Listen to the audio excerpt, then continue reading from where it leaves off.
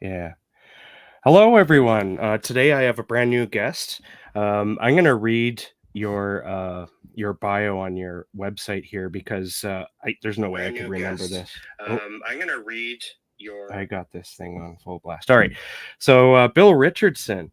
Bill Richardson, as a filmmaker, Bill Richardson has produced feature films, documentaries, commercials, and a 16-episode series for the History Channel. He has appeared on numerous national TV shows, including CBS This Morning, CBS Sunday Morning, American Pickers, Mysteries at the Museum, the National Geographic Channel's Diggers, and Discovery Network's Blood Feuds. His films are being used as teaching tools at such prestigious university as UC Berkeley, Carnegie Mellon, and Marquette. Is that how you pronounce Marquette. that? Marquette. Marquette, and are part of the U.S. Library of Congress holdings. Bill has been quoted in the New York Times, USA Today, Washington Post, London Times, and hundreds of other newspapers. He was a contributing author on the Random House books, the Appalachians, the West Virginia Encyclopedia, and has published both fiction and nonfiction. Professor Richardson has been featured as a speaker both nationally and internationally, and his work has been supported by the National Endowment for the Arts. That is That sounds insane. pretty cool, man. I don't think you can tell him. Yeah, I've never had somebody with so many credentials in this type of thing on the show before. So welcome, Bill. I'm so glad you're here. I'm thrilled to be here, Jason, and thank you for reading my work, giving my work some time, and doing your research. We talked a little bit earlier. You really looked into things, and I so much appreciate you taking time and giving my work a little bit of spotlight. Absolutely. And I do want to apologize because about 2, maybe 3 years ago, you approached me to come on the show. And I was going through some stuff then, and I wanted to have you on the show, but it just I wasn't doing anything, honestly. The show was starting to flounder because of my mental health. And thankfully I fixed the situation and I'm feeling much better. And I've also switched jobs, which helped tremendously because the job I was working was just killing me. And so I've been doing a lot more, but I'm glad to, make peace with you and have you on as I promised so long ago. Well, just remember the whole world was going through a lot 3 years ago. Yeah, yeah. It still is an insane time, but it was even more crazy back then. I mean, empty streets and a lot of crazy things. Like I said, there's still ramifications going on in regards to that. A lot of people who, well, we don't need to get into that. Yeah, That's 2 or 3 other shows. that's a very long episode and with a lot of rants. Yes, and I mean, honestly, that period was just like a horror novel. It was. I went back and watched the movie Contagion that Steven Soderbergh did, and it was amazing how many things he had hit on the nose. Even Absolutely. with podcasters, coming up with these over-the-counter cures and stuff. Wow. It was spot on. I remember my wife and we sat down to watch it, and it was like right in the middle at the very beginning too. And we were scared afterwards. Because the future was uncertain then, right? I couldn't watch anything like that during that. I've only went back and watched this film, Containment, like 2 or 3 days ago. So it was too close to the bone back then, boy. Yeah, and a lot of people like I kind of wish I could go back now and do this, but a lot of people picked up Stephen King's The Stand, Mhm. and right at the beginning, that would be kind of harsh, I think, because how like when they had the tents out and everything, the freezers for the bodies, and the mass graves. It was getting scary, and you could picture something like The Stand happening. Oh, absolutely. Yeah, but let's talk about something a little more cheerful, like your life's work. Yeah, uh, let's talk about murder in Appalachia. Yeah, that's cheerful. well, before we get into like your books, or at least this book, More Than Evil, which I read for the show. I want to talk just a little bit about what you've done in the past. I don't know if you're still doing it, but you've worked in the film industry. You're the first person I've talked to who's worked so extensively into or in the film industry. So how long did you work in the film industry, Uh, and are you still doing it? I am still doing it. I actually have won um, over 100 film awards for short films that I have done. In I was sick for 2 years ago. I fell really ill and was sick for a while and couldn't do a lot of larger things. So I started doing a lot of short films and short stories, and entered those films in literally hundreds of film festivals, and won over 100 film awards in 25 countries. My films have been on 6 continents, one in 4 continents. I won't be able to get to the seventh continent because to get in Antarctica, you have to actually live in Antarctica, and I don't think I'm that committed. Yeah, Um, yeah. but I have worked on feature films, documentaries, short films, commercials, just about anything you name it. I've worked in the film industry for a long time. Well, you mentioned you can't get into the Antarctica, and I don't think you want to go there anyway because the thing is there. Yeah, literally my favorite film ever, even like Yeah, the me remake too. and the other remake. I mean, yeah. Are you a big fan of that prequel too? There's everything that I have watched on that subject, everything back from the James Arness film, way back. I have enjoyed. I Yeah, think I like the John Carpenter the best, just because the practical effects and stuff, even though they don't quite hold up, there's just something so funky and creepy about those. yeah, absolutely. I remember watching that movie when I was about 11 or 12 years old. I was my parents are divorced and they have been since, well, pretty much my whole life. So I was visiting my dad, and he fell asleep on the couch. He didn't know what we were watching, but the thing was on, and so I remember he wouldn't have let me watch it if he knew what it was.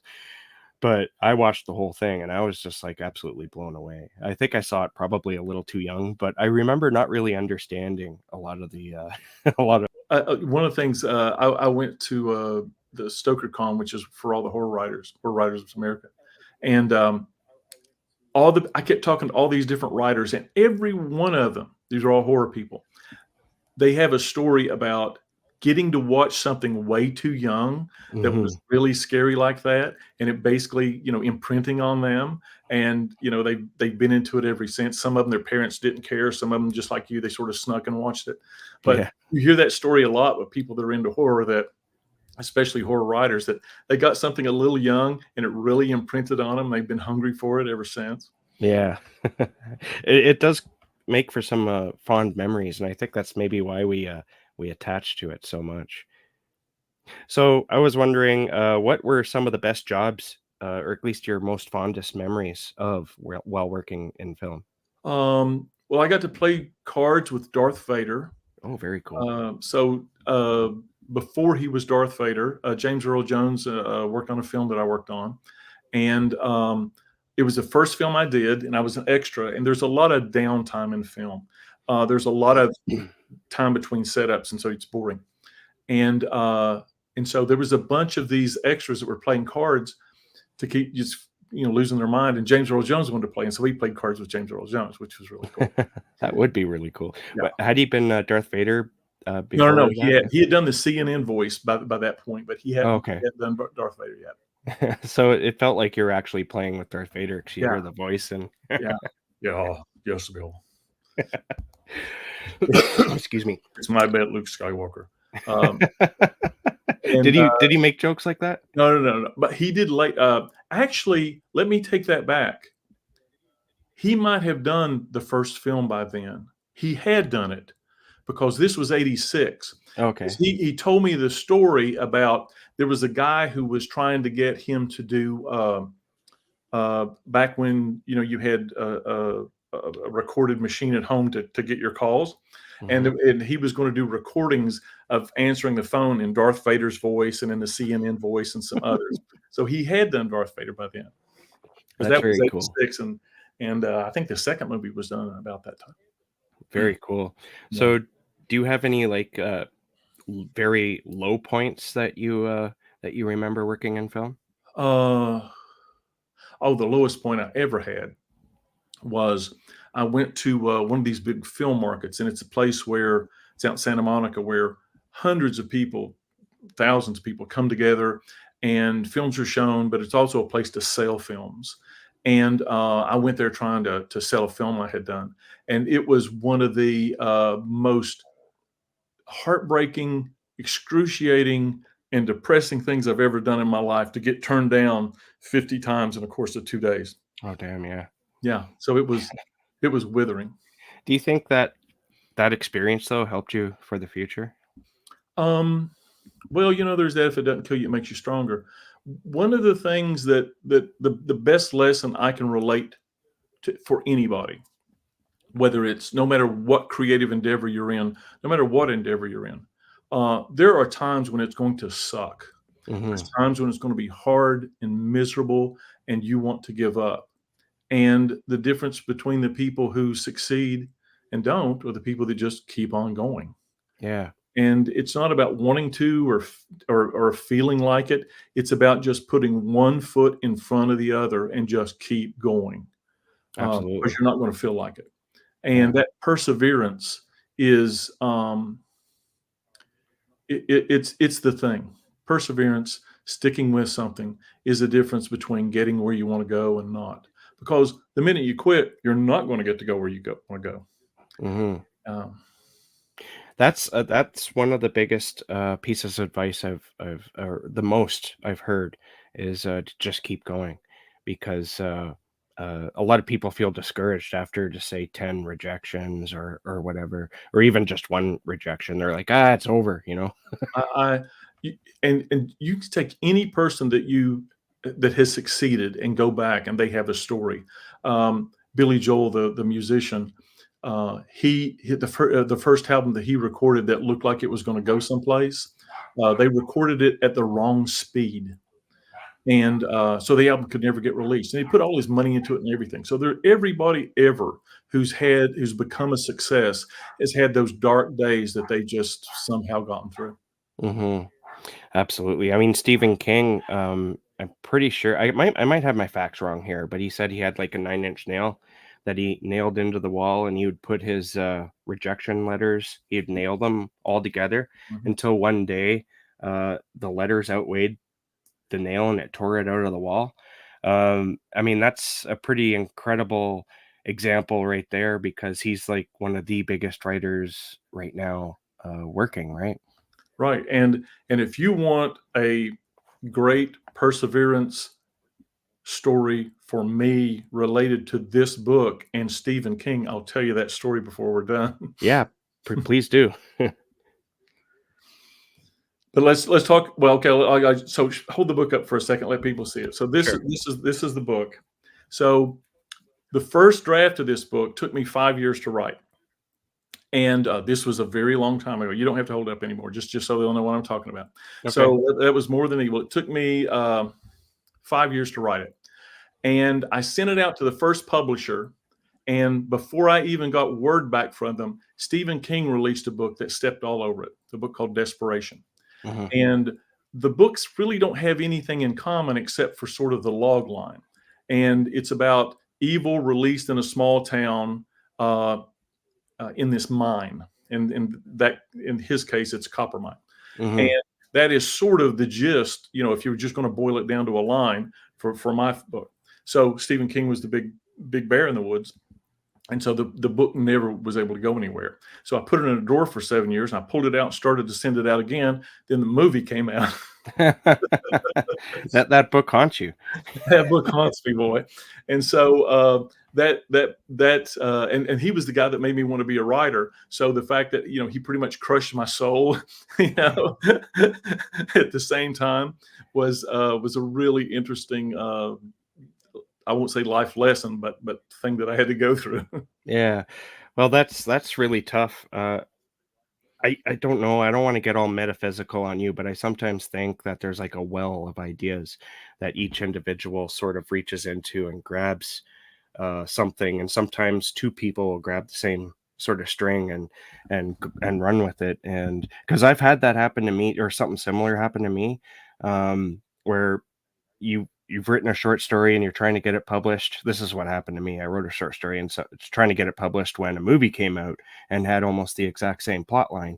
Yeah. And I was just like, what the, so I stopped stopped because I didn't want anyone thinking that I'm ripping off this movie. Those things happen. There's only so many stories and so many plots in the world. Uh, Yeah. there's actually a book written. It's called the 36 Plots, and it's theories that there's only 36 possible stories out there, and they're just done in different ways. And there's a certain amount of truth to that. Yeah. Now, I'm a big Stephen King fan. I absolutely love him. But I have to say I've read both Desperation and I've read More Than Evil. And I have to say that More Than Evil wins out. It's a much better book in my opinion. Ooh, oh Oh, yes. yeah. Can I put you on my jacket cover for my next book? You can if you want, but I, I don't know. Stephen King might send his ghouls after me. I think Stephen's above both of us. He's not even paying Yeah, attention to anybody on this plane of existence. that's true. Yeah. Yeah. Now, is More Than Evil the first book you published? It was the first novel. It was the first adult novel. Yes, I published a book previous to that. This one right here, which is a mid-grade book called the Frankenstein Adventures, Oh, okay. and it's a comedy book, but it's for younger readers.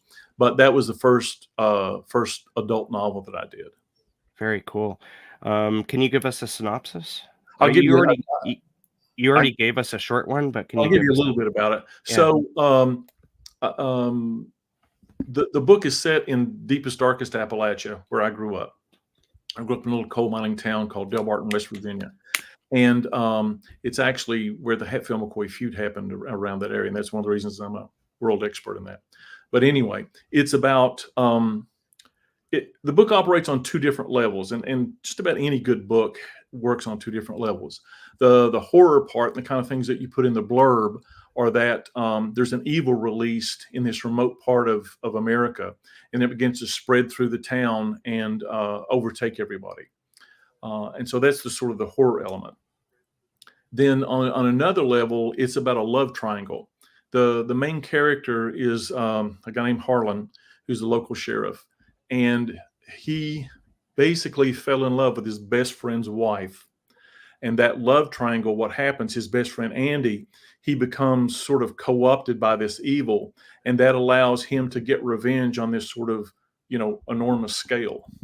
And so the book works both as just a straight out, monster horror story, and as this sort of love triangle, and how it becomes something that becomes bigger than just three people. It becomes something that, could engulf the world theoretically. Yeah. Now, I really enjoyed that. You call it a love triangle. When I go into a book and I start seeing that the love triangle is happening, there's something in my mind that just shuts off.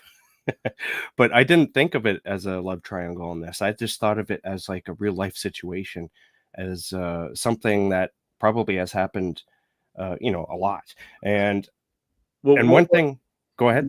well, I was going to say, what I try to do with that in this book is that, so your main character in your book steals the wife of his best friend. Yeah, So that's a very pretty heinous thing to do. it is. And I actually have one of my pre-readers of that book who had that happen to her, who could never like the main character because of that. But what I was trying to do as a writer was to take a person that you like and that you want to follow through the whole book, but show that he's made a mistake that he regrets, Hmm. but that he has to live with.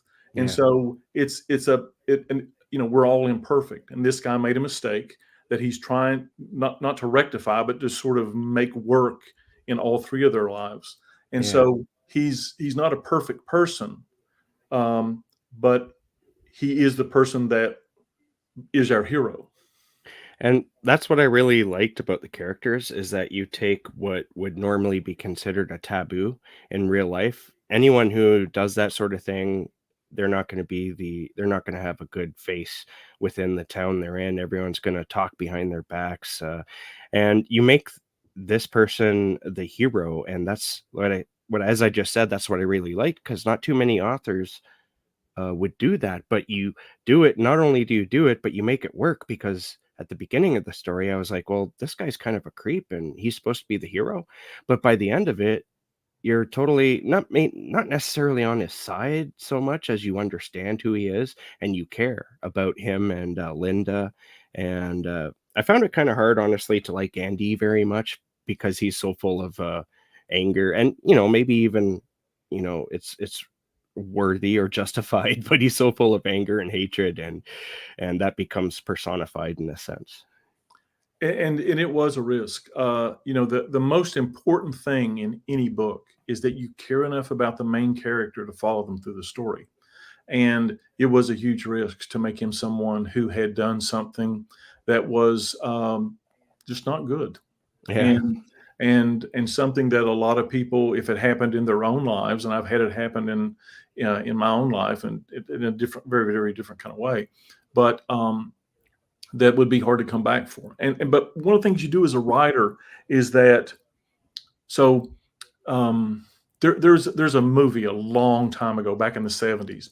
It's called Billy Jack, and Mhm. this it's kind of a karate movie. And this guy walks up to the bad guy. It's Billy Jack does, and he's standing 2 feet from him, and he says, "I'm going to take my right foot and smack you in the left side of the face with it, and there's not a thing you can do about it." And he's so close to him, you can't see any way that he could do that. And then he does it, and you just go, "Whoa." And so one of the things that's fun to do as a writer is to set up a problem that looks like you're not going to be able to overcome it, and then work to overcome it. And that's pretty much what I did with that little triangle in the story. I've listened to you talk about creating characters in other podcasts and whatnot, and you mentioned that character is very important to developing memorable stories. Was this idea of a love triangle and in the way it's set, was that one way you employed that sort of strategy? It it is. And my theory of the case is that story does not live for the long term, for the most part. But characters do. That's the reason that we still talk about Frankenstein and Dracula and Sherlock Holmes. Those are amazing characters, and the way that they're reprocessed and presented these days are nothing like the original material. Hmm. But it seems to be character that lives for the long time. And then in story, it doesn't matter how good your plot is. If you do not want to follow that character through the story, it's not going to work for you. Hmm. And so, and another aspect of character, I characters that are perfect are forgettable. Yeah. Characters that have flaws and complexities and make mistakes, we identify with them because we all have those flaws as well. Hmm. Absolutely. And I think I'm gonna what I'm gonna take away from this story, just say from a year or two down the road, is I'm gonna remember how it made me feel and the way the characters made me feel, and it all revolves around that subplot, which I found absolutely fascinating. Thank you. That's humbling. Thank you for saying that. Let me say one other thing about what I was trying to do in this book. Um, the evil and the monsters in this book are different than what you normally run up against. They're Hmm. not zombies or werewolves or vampires. There's something a little different, Yes. and they still hearken to those sorts of monsters, but they're different. And one of the things that I try to do in everything I do, I really don't do vampire and zombie and werewolf books. I try to do something a little different to sort of add to the lexicon of horror, Hmm. because that's something that we all hope to do. And also, you get tired of reading about the same two or three things. And so that was one of the things I tried to do in the book. These monsters are, if we get to play a little sample later, we Hmm. probably won't get as far in the sample, the audio sample is this, but you find out real fast. These things are unkillable. These things just keep coming no matter what. Yeah. And that's one of the things I wanted to do. If when you're reading as a reader, as a writer, you always want to come to it like a reader does. Hmm. And I want people to be reading that book and go, "Holy crap! How in the world are they going to get through this?" Yeah. And so that's what I tried to make these monsters so, um, such juggernauts that you're as a reader, you're thinking, "How in the world are they ever going to defeat this?" Yeah, and they're terrifying too, because they come at you and they don't stop. Even like bullets don't stop them, and that's the one thing I loved about this book was the evil in it, the monsters. It really reminded me a lot of like '80s, maybe early to mid '90s novels, horror novels. Was that an intention, or do you think you're heavily influenced by that time period? Uh, it- I've had several people make that comment about my work that it reminds them of 80s horror, Mhm. and I consider that one of the highest compliments I could get. Mhm. I don't necessarily set out to do it, but that stuff's in my bones, so I think it just comes out. Well, it does strongly in this book. That was another big part of why I enjoyed it so much, because it was the 80s is like my favorite time period for horror movies. So it was just such a wonky and gory time period for horror movies.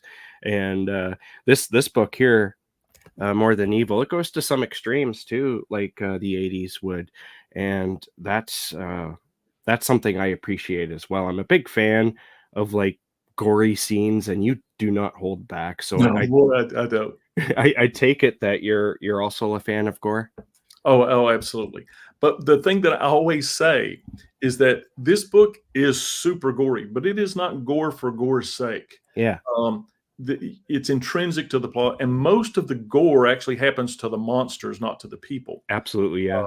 And but I wanted it to be relentless. That was when I set out. I said, this book doesn't start slow, but when you hit it page 80, you pretty much got to keep reading, Yeah. because it was by design that I wanted it to rock and roll, and the blood and the gore are a big part of that.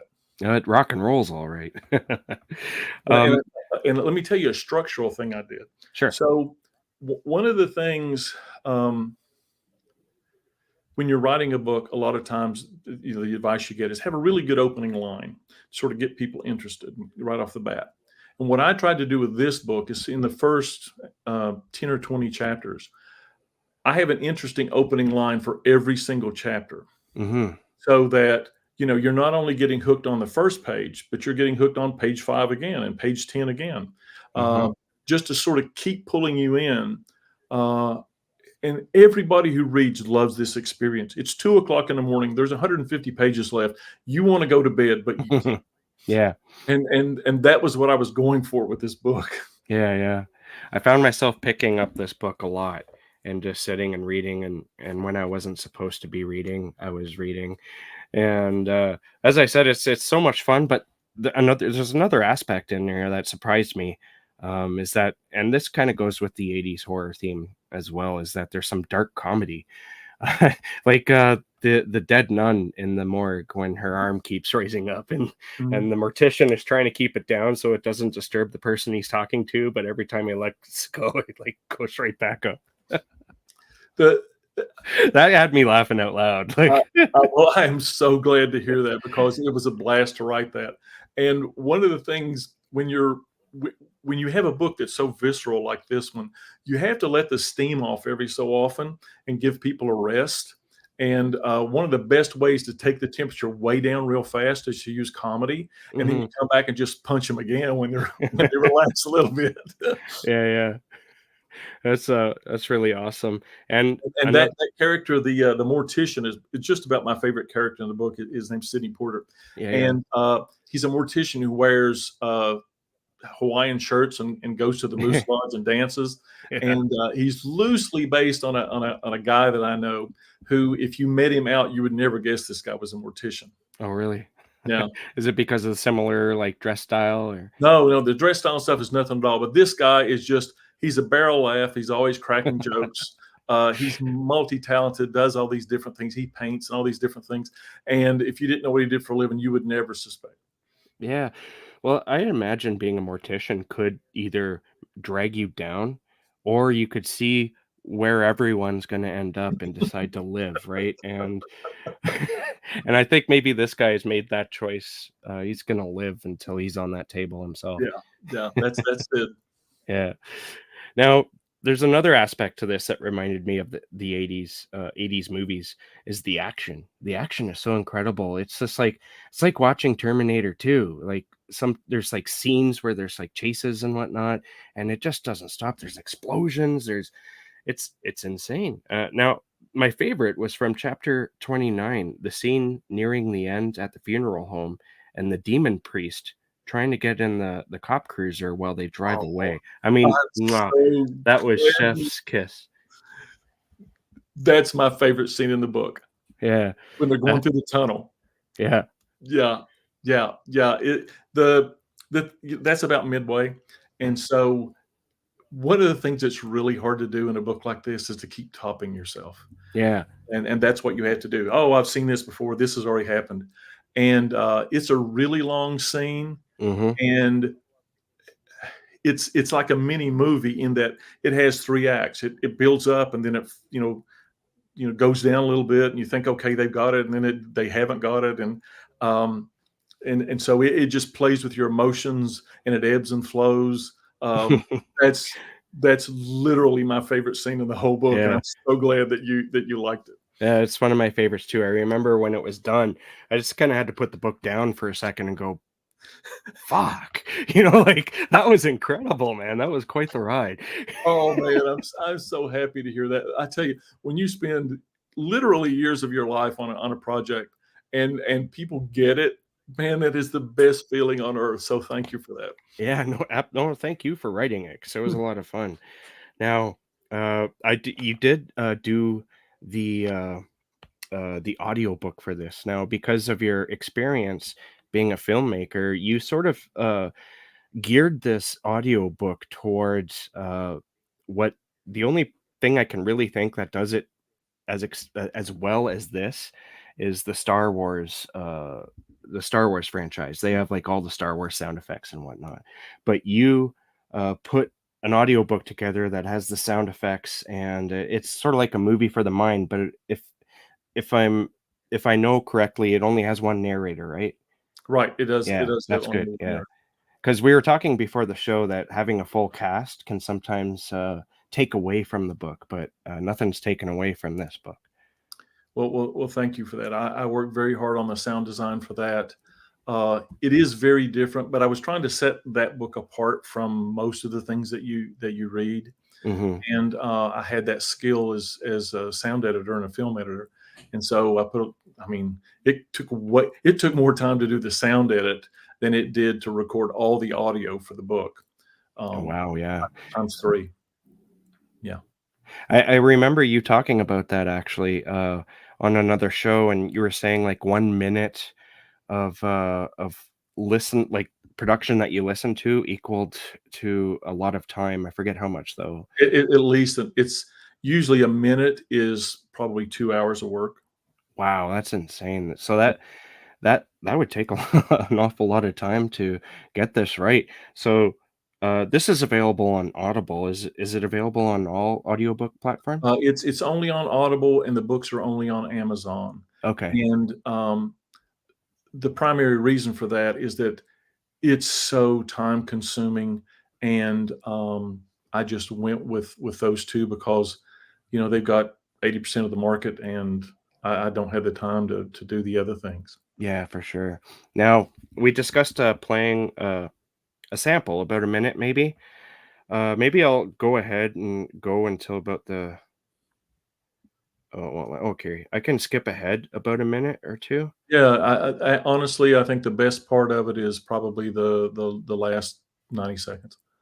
Okay, so I got it at the last 90 seconds and we'll play that. Um, and I don't know how to use StreamYard well enough to get the sample up on the screen. So I'm gonna I'm gonna hack my way through here and play it on my cell phone up to the mic. So here's a sample of the audiobook that if everyone likes, they should go get because it sounds freaking awesome. Okay, here we go. Somehow managed to get the shotgun up and blasted the creature full in the face a second time. The impact rocked it backwards several steps, but did not knock it down. Harlan struggled to reload his gun. The thing's head was a mangled, bloody mess, but that did not stop it from attacking. Tom jacked another shell into the pump's chamber and fired. Harlan jammed his last clip into the pistol and aimed at the creature as well. The two of them began blasting away with all they had. The bullets flew into the thing like a swarm of angry bees, and as they hit it, they blew away huge chunks of flesh. One of Harlan's slugs shattered the lower jaw. and the shotgun blast turned its chest into an erratic jumble of jutting bones. Several more shots slammed into the creature's head and torso, opening gaping wounds all over it. The ghoul continued to advance on them, though. Tom lowered his aim and blasted one of its kneecaps. When the 12-gauge shell hit the joint, it exploded like a melon. The beast's leg collapsed beneath it. The thing fell to the floor. Two gunmen kept pumping shells into its prone body. Tom blasted away at one of its clawing arms. Harlan concentrated on the monster's head.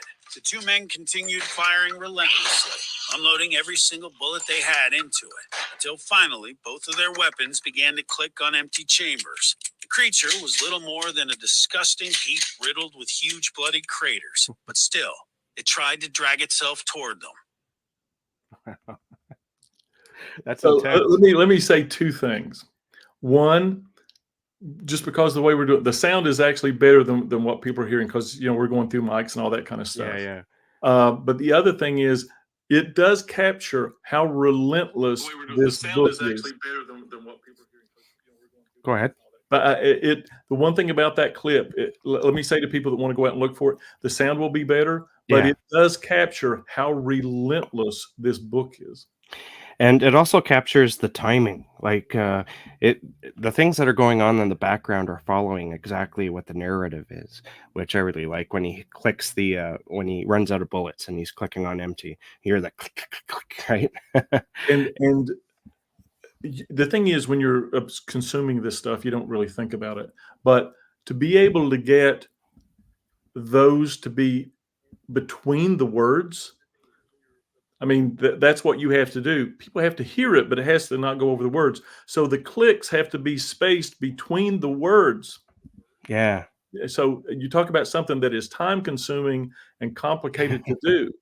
And then you notice that kind of gargly growl. It has to come up to be audible and then fade back down fast enough for the dialogue to be heard. Yeah. And that is a wicked hard thing to do. No doubt. How did you get those ghoul sounds? Did you hire somebody to make those sounds, or did you? It's a combination. It was a combination of some stock sound, and then some of it's me. Oh, really? Well, if the book, I actually did the cover of the book. Yeah. And I did the cover of just about all of my books. I've done the covers on. And from my understanding, that's your face, isn't it? That is my face. Yeah. And there's another book that we'll talk about in some future time. Let me just hold this up just for that. So this is my second book, and that is also my face. Mm-hmm. But that I also did the art for that book, Hellfighters. That's really cool. It has like a similar theme. It has it is similar in that it doesn't bore you. Yeah, that's the number one rule. Yeah. Do not be boring. Keep it rolling. And one thing I like about it is you're drawn to the words first, and then you see the face, and it just kind of pops out at you, and you're like, oh, which is great. So while we were talking about doing this interview, you mentioned that you're currently writing a book now that's set in the same setting as More Than Evil, which is the Appalachia area where you grew up from. So can you tell us a bit about that? Well, I can't tell you a lot, because the thing about it is I'm 3/4 of the way through this book, and it'll probably be 3 years before it sees the light of day. That's just the nature of publishing. Mm-hmm. But I call it's my home, and so I can say these things. I call it deepest, darkest Appalachia. I lived on the county that I lived in was in southern West Virginia, in the coal counties, and it's right on the border of Kentucky. So Kentucky and West Virginia are right there. Mm-hmm. And the only similarities between that book and this book, and I can't even give you the title at this point, I'm sorry, is that it's set in Appalachia. It is about an evil that threatens to, corrupt an entire town and the world eventually. And it does not stop. It's just rock and roll, but it's a completely different kind of thing. This book is going to have a lot of body horror in it and that kind of stuff. Interesting. But it's that part of America. People say, usually when you hear about Appalachia, it's something very pejorative and very negative. And it's my home. And so the stuff I write, sometimes it'll have a little, it'll play off of a stereotype, but but it handles it in a way that's very respectful to the people Hmm. and to the area. So it doesn't, doesn't deal with tropes and stereotypes, other than to counter them and turn them on their head. And so it's a part of the world that you don't hear a lot of good about. And so I try to write good things about it. Now, when you were talking there about subverting um, uh, tropes and whatnot, when when you have an idea for a story and that there's a trope there, because usually the idea itself is a trope. I find, how do you approach subverting it and changing it into something new? Well, um, normally as you come up onto something, you'll get to it and you'll say, that's too easy. And whenever that thought occurs to you, that means it's too easy and you need to do something else. Um, Also, when you come up on something and you say, man, I don't know if I want to write that. That's a little too far. That means you should write that and go even further. Hmm. And so uh, the thing about it is it's easy to go with the stereotypes. It's like the groove on a record. You can get your needle can just get sucked into that. And it's when you do, it's boring. Everybody's seen it before and heard it before. And so what I do is I make a conscious effort when I run into one of those things or one of those things are there is how can I change this? How can I go the other way? How can I surprise people? And Hmm. so I have to give it, you very deep consideration sometimes on how am I going to do that? Um, and fortunately, I'm blessed with the ability that a lot of times that stuff just sort of happens. It just clicks in there, and it's like the gods are just telling you what to do, and you don't have to work on it so hard. It just sort of evolves in a way. And I just was writing the day before yesterday, and that sort of thing happened when all these pieces that I had just put. I didn't plot the book out, and so I had put a few pieces early on in the book that I just thought, well, that'll be interesting. And all of a sudden, 2/3 of the way through the book, there was the place where those became important to the plot, and I had no idea that was going to happen, which means the reader will have no idea that's going to happen. Yeah. And when those things happen, I mean, I literally thanked God for it because it was like my brain went back in time 3 weeks ago and knew that I was going to need these things. Um, so it was just I'm just blessed that sometimes those things happen. Yeah. Now, from listening to you talk previously, I know that you used to plot, Yeah. and you kind of brought this up, so this made me think of it. But you used to plot a lot, and you switched to pantsing. What made you switch? Because most people, I think, would switch from pantsing to plotting. Uh, so that particular book, because it started out as a movie script and became a book, and then had a very long shelf life before it actually became what it is now. It was plotted very, very heavily Hmm. ahead of time, and part of that is because when you're a young writer, you don't have the confidence that you're actually going to be able to pull it off. Um, but what's happened to me lately is that I've gotten stronger, and I still start books and they don't go anywhere, and I have to put them down. I mean that Hmm. that happens. It's one of the things that happens when you pants. But one of the reasons that I have done it is to keep challenging myself and to keep making sure I that the reader doesn't know what's coming next because I don't. Hmm. I Do mean you that's ever do you ever write yourself into a corner that it feels like you can't get out, and then you do find a way out, and it comes out better for it? this book I'm working on right now, that happens every other day. Every other day. I go out and walk on the beach and ruminate and pray and think and try to come up with what's going to happen next. And this is no joke. Every 2 days, I paint myself into a corner and I have no idea how to get out. And then I spend the next 2 days trying to figure that out. That's nerve-wracking though, isn't it? Like, It's scary. It's yeah. it's scary because you're thinking, oh God, am I going to be able to finish this book? and I've kind of got a deadline on it. And I'm thinking, oh God, am I really going to be able to finish this book? Because I don't have a clue where I'm going to go. Yeah. I'm halfway through this book, and I don't know. I mean, honestly, I didn't come up with the ending of this book until yesterday, Mhm. and I'm 2/3 of the way through the book. Well, you've made it that far, and if you see the ending, I can see you have the road ahead that's a little bit more clear now, right? Right, and you've got that signpost out there, and even when you do that, even when you have a general idea, one of the things that happens is that it goes off the rails sometimes, and you end up someplace completely different, and Mhm. that's a lot of fun. That is a lot of fun when that happens. And so the thing about writing a book is that it is the purest creative effort on earth. Mhm. There is literally nothing. You make something out of nothing. There is a blank piece of paper, and you create the world and the people and the dialogue, and you execute that. It is the most purely creative thing you can do. There's not even paint to splash on a board. Yeah, And and so that is exhilarating it is. and terrifying. Yeah. And so, uh, a lot of times I write running scared because I just don't know if it's going to work or not. Mhm. And but when it does, it is a high like nothing else. You're absolutely right, because 'cause I've been there. I had a book, that I published that was published in 2015. It's out of print now, but that book, came from a period of time where I was pretty angry at certain things in life.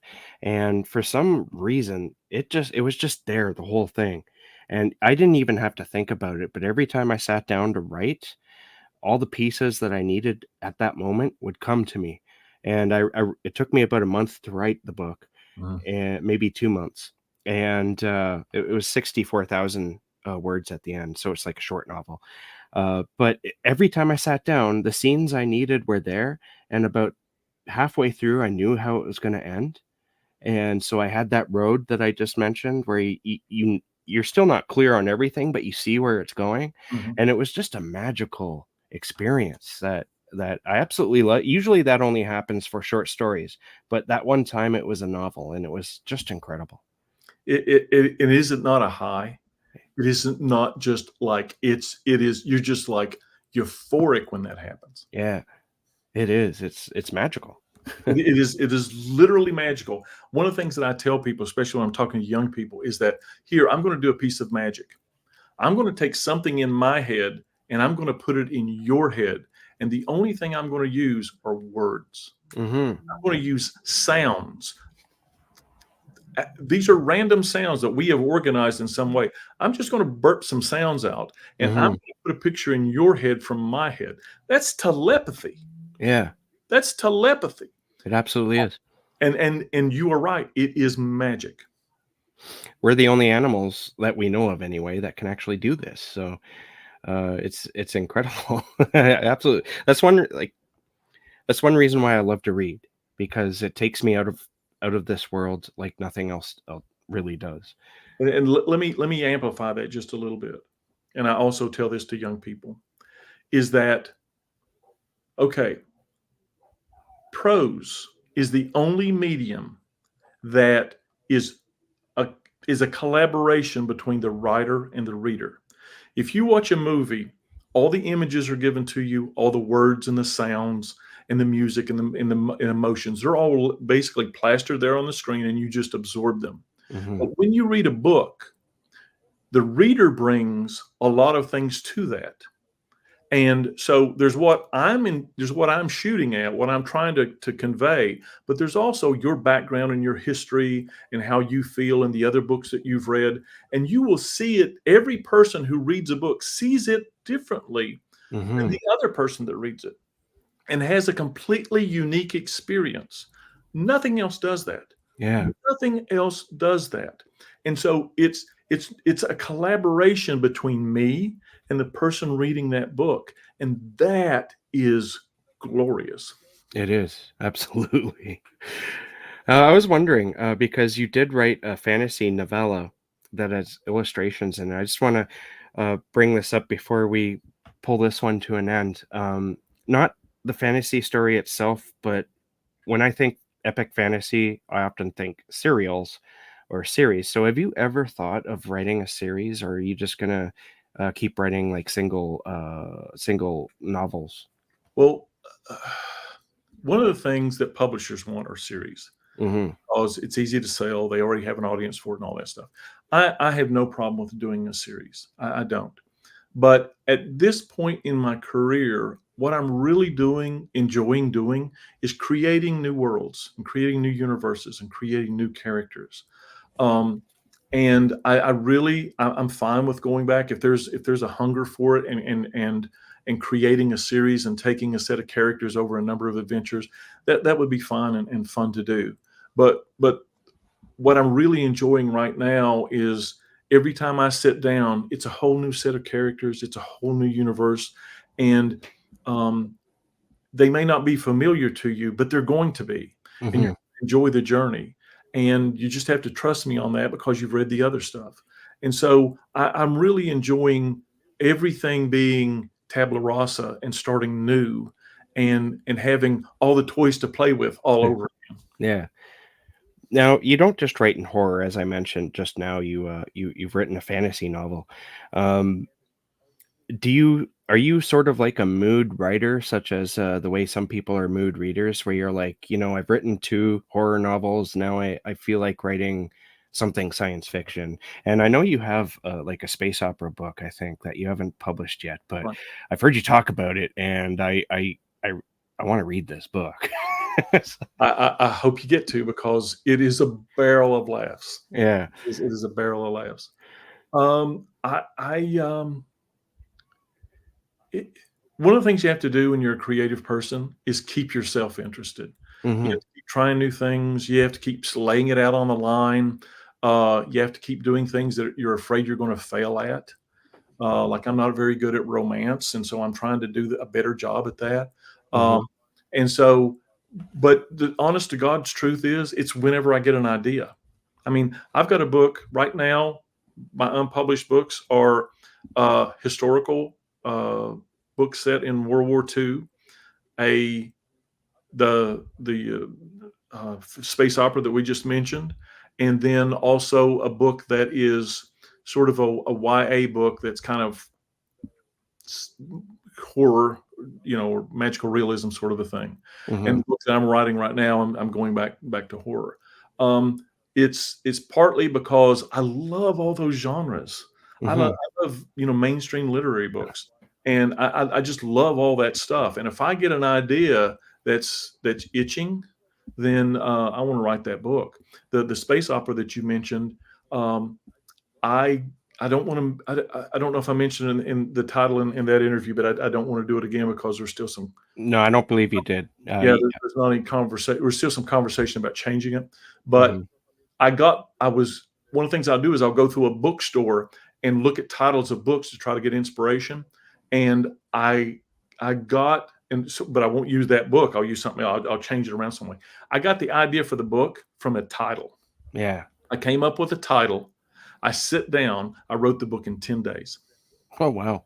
It just it just fell out of me, and it was one of the best writing experiences I've ever had because it's comedy and adventure, and it was so much fun.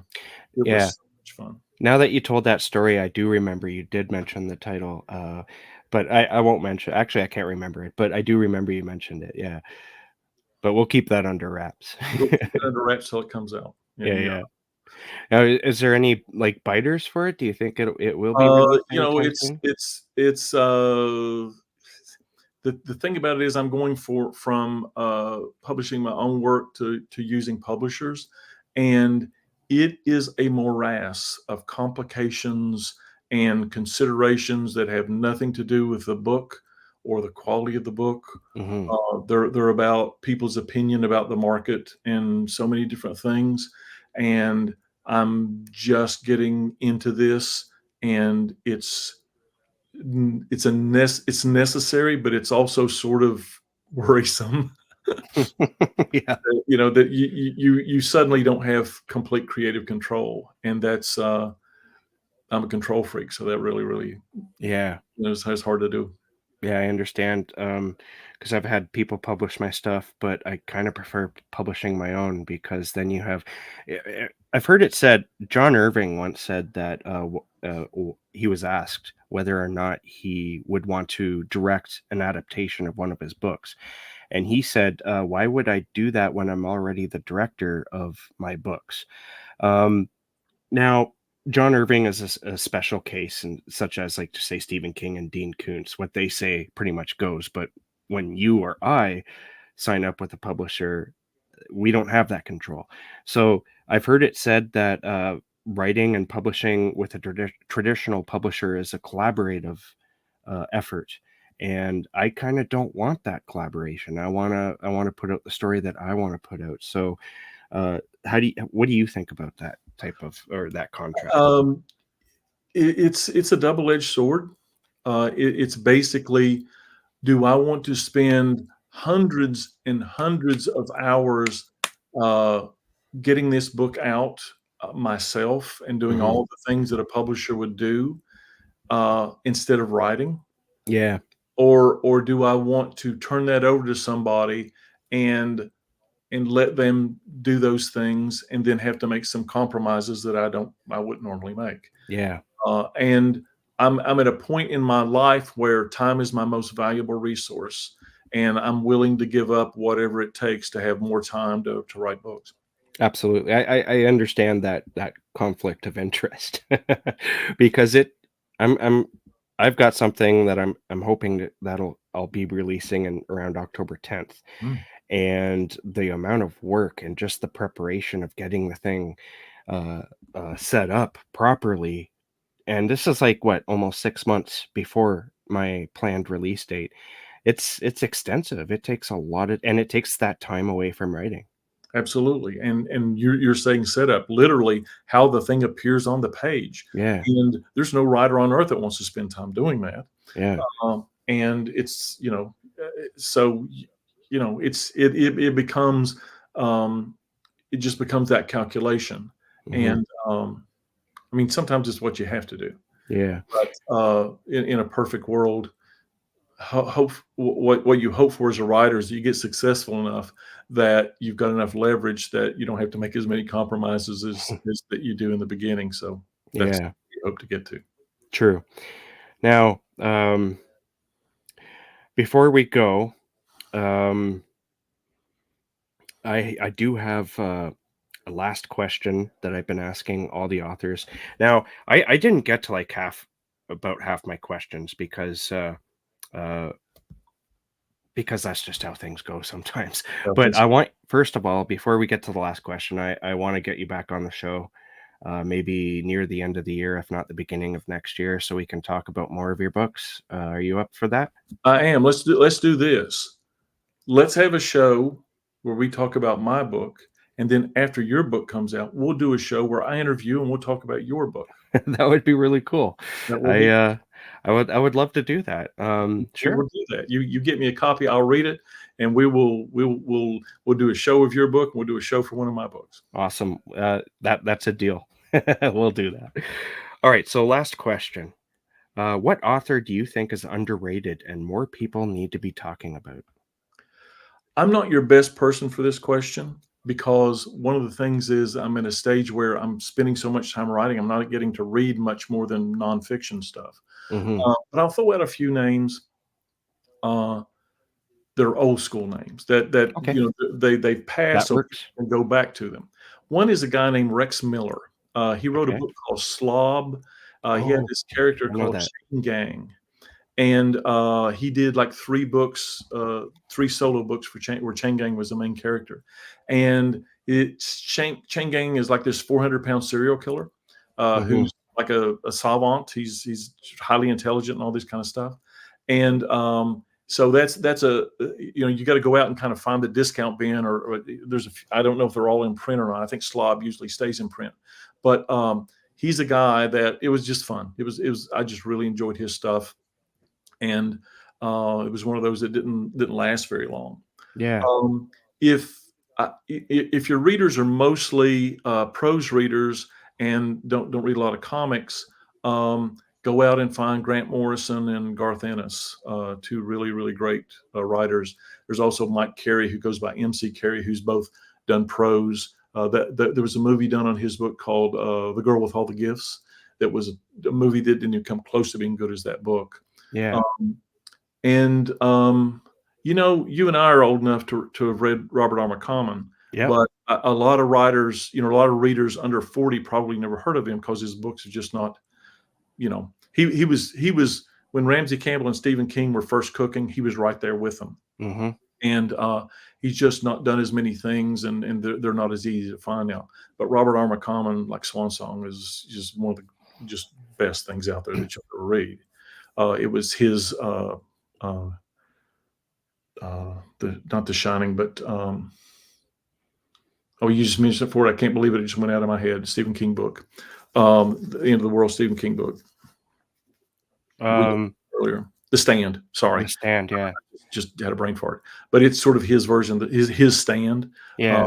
Even though they're completely different. Yeah. Completely different. Have nothing to do with each other. Yeah. But and somebody who is big and everybody's heard of, but I just want to just say, if you're a genre reader, you might not be reading her, is Joyce Carol Oates. Mm-hmm. I met Joyce Carol Oates many years ago. She's this little slip of a human being. She's less than 100 pounds.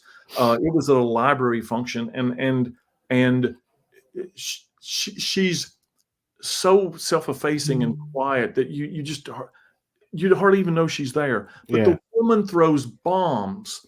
Her book Monster and some of her short stories, you know, it's just one of those things that a cover lies to you.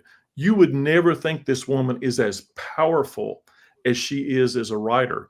Mm-hmm. And just by meeting her, and most people, you know, have not had that opportunity, but it's just a contrast of how quiet and soft-spoken and how she just is a flamethrower on the page. Yeah, she's got her novels and short stories. I haven't read too much, but what I have read, they're just packed full of emotion.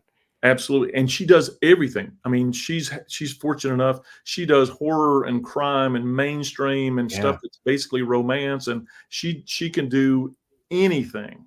And she's just this quiet little person that just has got a brain the size of the world. Yeah.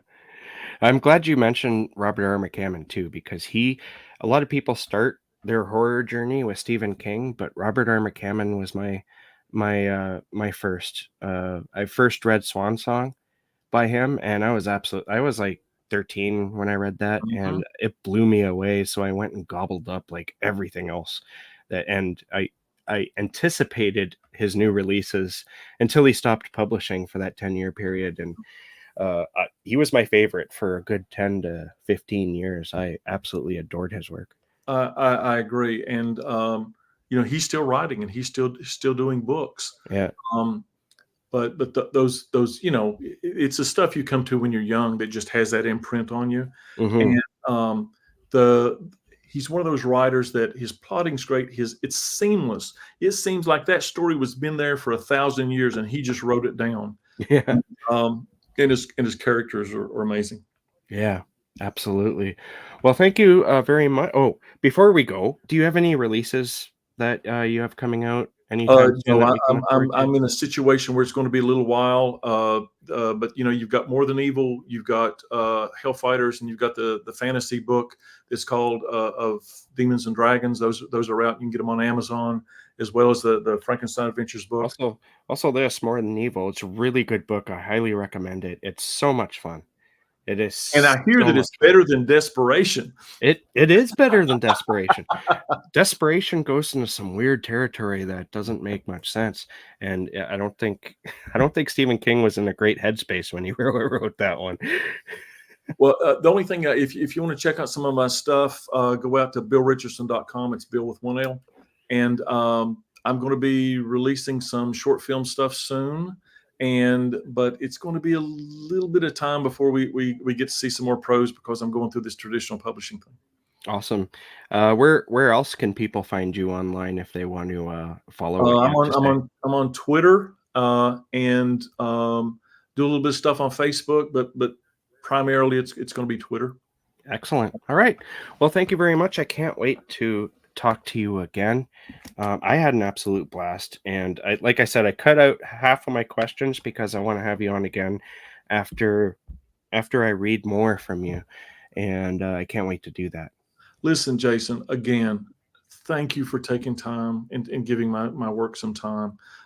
People don't realize this, but this isn't just an hour of your time. This is a week or days and days and sometimes 2 weeks of Yep. reading books and doing your research.